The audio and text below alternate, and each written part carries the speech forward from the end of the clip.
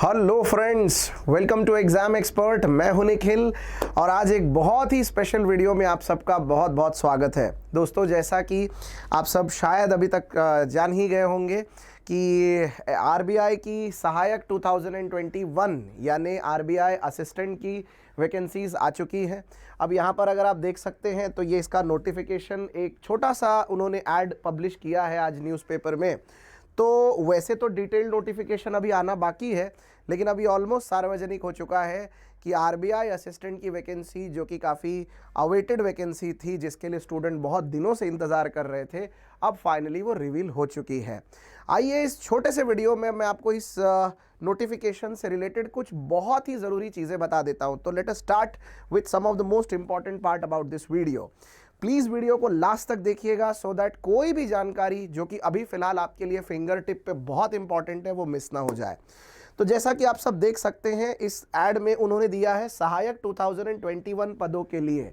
अब एक डाउट आ सकता है कि 2022 में 2021 की वैकेंसीज, क्योंकि ये बैकलॉग कंप्लीट किया जा रहा है, सो ऑब्वियसली 2021 बिल्कुल ठीक है।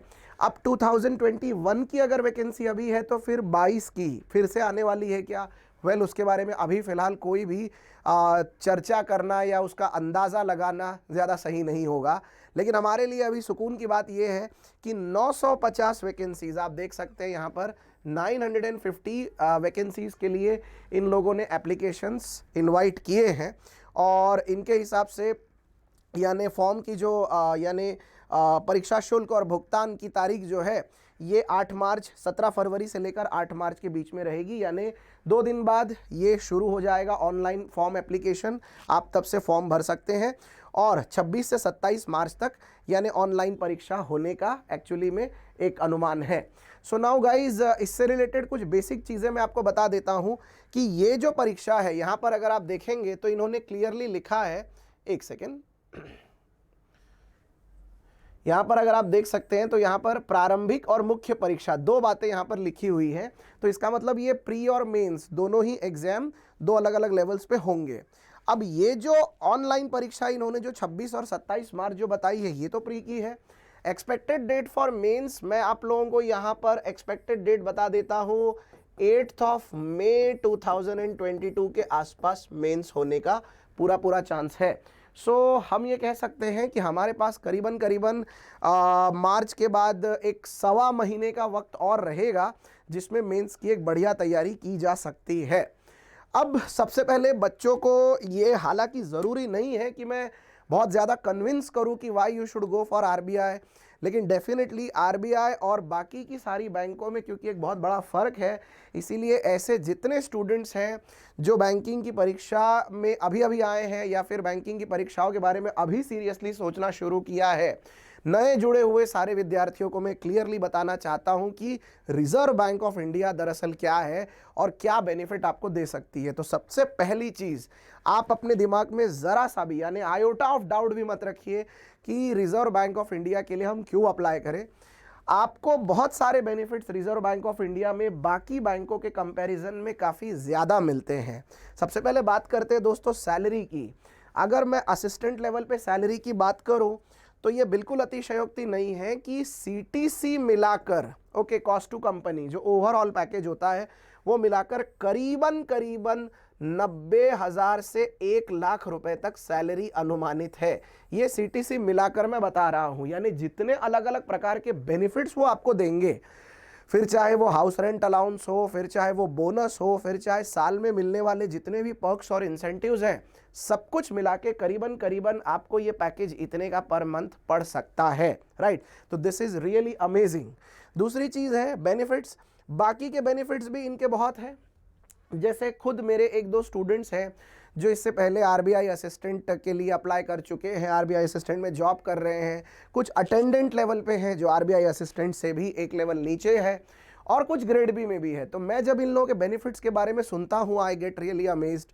यानी स्टाफ क्वार्टर्स मिलते हैं, उसके साथ साथ फूड कूपन्स मिलते हैं, उसके बाद घर के जो इनको जो क्वार्टर दिया जाता है वहाँ का फर्नीचर, पर्दे, सारी चीज़ें रेगुलरली बदली जाएंगी।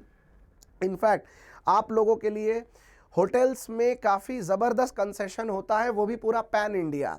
आप भारत के किसी भी होटल में 3 स्टार 5 स्टार ग्रेड के होटल्स में जाकर एक बहुत ही पीसफुल स्टे कर सकते हैं, जिसमें आपको एक बढ़िया कंसेशन आरबीआई द्वारा ऑफर किया जाता है। सो ऐसे न जाने बहुत से बेनिफिट्स हैं जिसके वजह से ये नौकरी काफ़ी आकर्षक हो जाती है। तीसरी एक और चीज़, ग्रोथ अपॉर्चुनिटीज़। देखिए, आमतौर पे हम सभी ये उम्मीद करते हैं कि कोई भी नौकरी में सैलरी के साथ साथ दूसरी सबसे बड़ी चीज़ जिस पे हमारा सबसे ज़्यादा ध्यान जाता है वो है ग्रोथ, कि हमारी ग्रोथ कितनी होगी।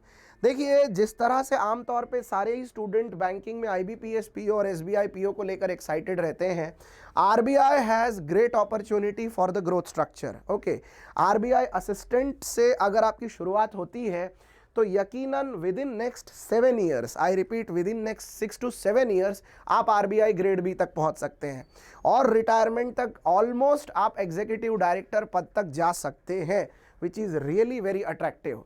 तो ग्रोथ अपॉर्चुनिटी के मामले में भी ये बैंक हर मामले में आपकी उम्मीदों पे खरी उतरेगी, और जहां पर आपको काफ़ी डाइवर्सिफाइड और काफ़ी अच्छा पोर्टफोलियो मिल सकता है, बहुत सारी चीज़ें सीखने समझने के लिए मिलेंगी। Then one very important thing is कि सर इतना सब कुछ होने के बाद फिर काम भी तो उतना ही ज़्यादा होगा, सो हमारी लाइफ पीसफुल तो नहीं होगी, वर्क लाइफ बैलेंस इतना अच्छा नहीं होगा, सेटलमेंट की दृष्टि से सारी चीज़ें अगर हो भी गई तो आफ्टर लाइफ यानी काम के बाद की जो ज़िंदगी होगी वो तो काफ़ी डिस्टर्ब होगी। ऐसी एक बेसिक मान्यता या एक बेसिक समझ होती है। वंस अगेन मैं यहाँ पर आपको करेक्ट करना चाहूँगा कि आरबीआई में इस तरह के कंपैरिजन के अगर हम पक्ष में हो तो वाकई में यहाँ पर भी आप काफ़ी खुश होंगे। अब मैं यहाँ पर एक टर्म लिख कर लाया था आपके लिए, हैप्पीनेस इंडेक्स। मेरे कहने का मतलब ये है कि भारत के जितने भी अलग अलग बैंक्स हैं माफ़ करिएगा, जहाँ पर अलग अलग स्टूडेंट्स अभी फ्रेशर्स की वैकेंसी के लिए अप्लाई करते हैं, अगर हैप्पीनेस इंडेक्स नाम का कोई एक इंडेक्स इसमें हो तो मैं दावे से कह सकता हूँ सबसे ज़्यादा हैप्पी आपको यही लोग मिलेंगे, क्योंकि वर्क लाइफ बैलेंस बड़ा शानदार है। आपको फैमिली और आपको आपकी पर्सनल लाइफ मेंटेन करने के लिए एक अच्छा समय मिलेगा, तो जिसके वजह से आप ग्रोथ, सैलरी के साथ साथ बहुत सी चीज़ें सीखना और उसके साथ साथ आप खुश भी रह पाएंगे। सो अपने आप में एक बहुत ही शानदार पैकेज है ये नौकरी।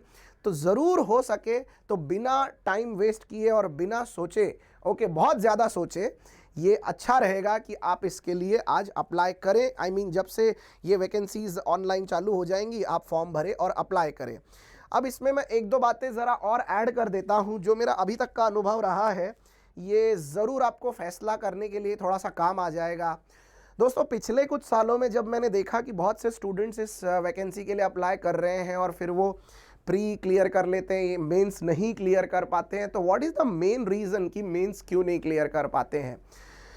दोस्तों, जो मेरा कंक्लूजन है वो ये है कि one of the biggest reason mains pass न करने का वो जीए है। मैं पर्टिकुलरली इस एग्ज़ाम की बात कर रहा हूँ। वैसे जीए बड़ा सिग्निफिकेंट सब्जेक्ट है मेंस के लिए, हर मेंस की एग्ज़ाम के लिए, लेकिन आरबीआई असिस्टेंट में भी वंस अगेन अगर स्टूडेंट्स मेंस क्लियर नहीं कर पाते हैं और वहाँ जाकर अगर मतलब मान लो वो निराश लौटते हैं, तो उसका एक बहुत बड़ा स्पीड ब्रेकर जनरल अवेयरनेस बन जाता है। यहाँ जनरल अवेयरनेस को मैं फाइनेंशियल अवेयरनेस लिखूंगा और बैंकिंग अवेयरनेस लिखूंगा तो भी गलत नहीं होगा, क्योंकि उसका प्रमाण इस एग्ज़ाम में बहुत ज़्यादा होता है। मैं इसके लिए हो सके तो आपके लिए एक स्पेशल वीडियो भी बना दूंगा। प्लीज़ कमेंट्स बॉक्स में ज़रूर बताइएगा कि आप इसके लिए कोई स्पेशल वीडियो एक्सपेक्ट करते हैं। लेकिन मैं जितना समझ पाया हूँ, जनरल अवेयरनेस और फाइनेंशियल अवेयरनेस, बैंकिंग अवेयरनेस, इस एस्पेक्ट को आपको वाकई में शुरू से मजबूत रखना पड़ेगा, क्योंकि ये आपके लिए एक बहुत बड़े कैटलिस्ट का काम करेगा जो फाइनली आपको एग्ज़ाम लेवल पे पास करवाएगा, मेंस क्लियर करवाएगा। अब जनरल अवेयरनेस में जनरली क्या है, फाइनेंशियल अवेयरनेस की चीज़ें आजकल बहुत ज़्यादा पूछी जाती है, और अगर आप आरबीआई असिस्टेंट की टेंडेंसी देखेंगे या आरबीआई ग्रेड बी की भी टेंडेंसी देखेंगे तो वो फाइनेंशियल वाले साइड में ज़्यादा झुकी हुई होती है।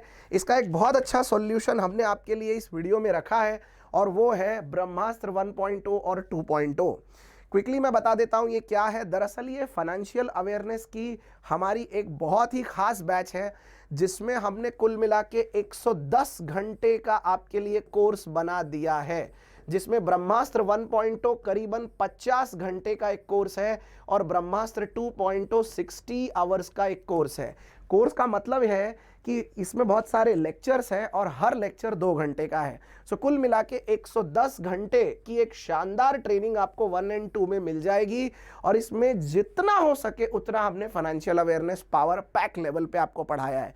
यानी व्हाट इज अ बैंक से लेकर तो डिजिटल बैंकिंग से लेकर तो जितने भी बैंकिंग के क्रूशियल कॉन्सेप्ट्स हैं सब कुछ आपको इसमें बताए गए हैं। इसके पहले ही वीडियो में हमने आपको क्लियरली बताया है कि बैंकिंग अवेयरनेस में क्या क्या पढ़ना होता है, तो वो अपने आप में एक बहुत अद्भुत कोर्स है। बिल्कुल आप चाहें तो इसको पूरी तरह से आश्वस्त होकर इसमें एनरोलमेंट ले सकते हैं और अपने जनरल अवेयरनेस की तैयारी में कहीं से भी पीछे ना हटते हुए आप इसमें एक शानदार प्रिपरेशन कर सकते हैं। नीचे टिकर लाइन में इस वक्त आप देख सकते होंगे आपको कोर्स के बारे में डिटेल्ड इंफॉर्मेशन भी दी गई है, फ़ोन नंबर भी दिया गया है। अधिक जानकारी के लिए आप इस नंबर पे कॉल भी कर सकते हैं।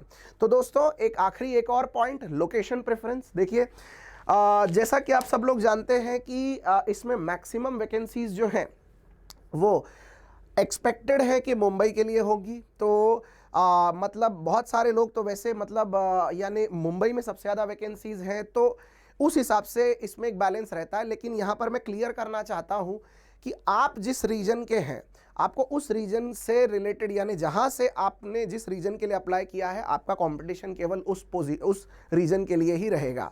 उदाहरण के लिए जैसे अगर आपने 10th 12th ग्रेजुएशन जहाँ से किया है आप उस रीजन के हैं तो स्वाभाविक है कि उस रीजन के लिए आरबीआई की जितनी वैकेंसीज होंगी आपका कंपटीशन उतने ही वैकेंसीज के लिए होगा, राइट। जैसे अभी लास्ट टाइम की बात है, देयर वाज वन डाउट जिसमें एक स्टूडेंट ने छत्तीसगढ़ से रायपुर से अप्लाई किया था, तो मतलब छत्तीसगढ़ और मध्य प्रदेश के लिए उनकी एक टोटल वैकेंसीज थी 55, तो he will be applying only for that vacancies, right. तो इस तरीके से लोकेशन प्रेफरेंस को लेकर ये कंफ्यूजन अक्सर हो जाता है, तो वो पार्ट को भी आप प्लीज क्लियर रखिए अपने दिमाग में। वंस अगेन मैं आप लोगों को यही बताना चाहूंगा इस छोटे वीडियो में कि वैकेंसी काफ़ी अच्छी है, बस अब फॉर्म फिलिंग शुरू होने ही जा रहा है। Online forms will be available very soon, तो आप बिना देरी किए इस एग्जाम को लेकर सुपर एक्साइटेड रहिए और इससे रिलेटेड जो भी जानकारी या जो भी भविष्य में आपको किसी सब्जेक्ट से रिलेटेड भी अगर कोई डाउट है तो आप इसमें हमसे संपर्क करके बात कर सकते हैं। मैंने डिस्क्रिप्शन बॉक्स में अपना कॉन्टैक्ट नंबर भी दे रखा है, so for any more information you can contact on that number, right. So guys जाते जाते once again thank you so much for listening to this and watching this video till the end. In case if you got with any doubt kindly contact on the number. So and as always video को last तक देखने के लिए आप सबका बहुत बहुत धन्यवाद। Thank you so much, take care and bye bye.